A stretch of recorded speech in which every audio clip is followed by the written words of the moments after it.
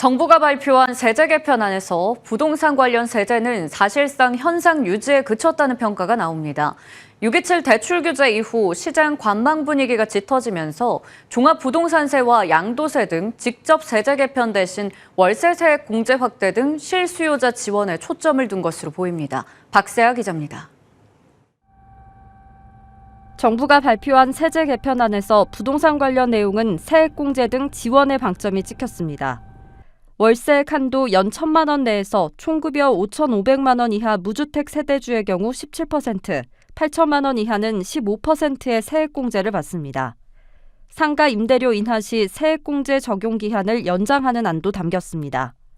공동주택 관리용역 부가세 면제 기한을 연장하고 지방 이전 기업에 대해선 세제 감면을 확대하기로 했습니다. 읍면 지역과 전용 면적 135제곱미터 이하 아파트는 관리용역 부가세를 면제해 주거비 부담을 덜어주는 취지입니다. 지방 이전 기업 세제 감면은 정부의 지역균형 발전 의지에 따라 지방으로 부동산 개발 수요를 분산시키려는 의도로 해석됩니다. 보유세와 양도세 등 부동산 직접 세제는 건드리지 않으면서 투자자들이 관심을 가질 만한 변화는 없다는 평가가 나옵니다.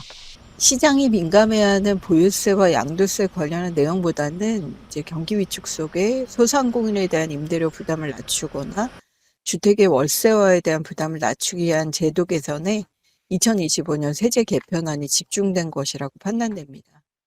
특히 월세 세액 공제를 확대하는 안을 두고는 지난 6.27 대출 규제 이후 전세 매물 감소로 나타난 월세화 현상에 대한 정부의 대응이 엿보인다는 해석도 있습니다. 단순한 서민 지원을 넘어서 전세의 월세 전환을 유도하는 변화의 일환으로도 해석할 수 있습니다. 그동안 전세 사기나 갭 투자 성행 등 전세 제도의 구조적 위험성을 강조해 온 만큼 이번 조치 역시 그 기조에 부합한다고 볼 수 있을 것 같습니다. 다주택 보유자나 부동산 투자자 입장에서는 이번 개편으로 크게 달라지는 것이 없는 상황. 최근 김윤덕 국토부 장관이 주택 공급 확대 의지를 밝힌 만큼 당분간 직접 세제를 건드리지 않고 공급 확대로 시장 안정을 꾀할 것이라는 관측이 많습니다. 다만 향후 부동산 시장이 과열될 경우 공정시장가액 비율 인상과 같은 간접적인 세제 카드가 등장할 가능성은 남아있다는 분석입니다. 머니투데이 방송 박세아입니다.